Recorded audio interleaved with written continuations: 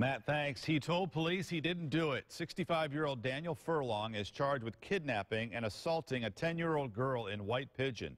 Now, you'll remember Furlong's DNA from this case was found on Jodi Perrick's body. She's the 11-year-old found dead in a Constantine cemetery 8 years ago.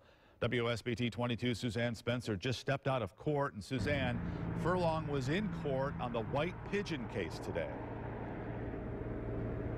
Rick, the judge made it clear that the reason for today's hearing was to determine if Furlong would continue facing the same charges that were filed in this case a few months ago, those being imprisonment, kidnapping, and assault with a deadly weapon. But the prosecution and defense agreed to waive today's hearing, meaning we did not hear any testimony in the courtroom today, and the trial in circuit court will take place at a later date. The allegation is that on July 28th of 2015 in the village of White Pigeon, he did knowingly restrain a 10-year-old child by means of a weapon or dangerous instrument. That's the Honorable Jeffrey Middleton, the judge who will decide Daniel Furlong's fate in a case that starts here, a garage in White Pigeon.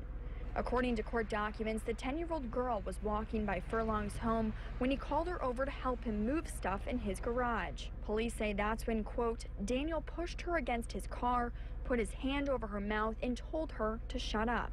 Daniel reached in a tool drawer and pulled out a steak knife. That's when the girl screamed and got away from Furlong. When police arrived, they found scratches across her shoulder. They also found knives and a cord in his garage and home, some of which the girl identified as the ones he used against her. Furlong did talk to police after the incident. He told them he, quote, put his arm around the victim to tell her she could go. Daniel said he did not grab her. When Furlong did enter the courtroom earlier today, his wife began to cry, and he observed who was sitting inside of that courtroom. I saw the victim also inside the courthouse, the 10-year-old, but she was not present inside the courtroom, and neither was Jodi Perrick's mother, who was also inside the courthouse earlier today. Now, Furlong is back in court next week for a preliminary hearing in the Jodi Perrick case. I was talking with the judge after all of this happened, and he said it still could be quite some time before we even hear all the details of this case because of the 7,000 police reports. He said that may cause the lawyers in next week's hearing to call for an adjournment, meaning a delay in this case because of all of those details to sift through. We're live in Centerville. Suzanne Spencer, WSBT 22 News.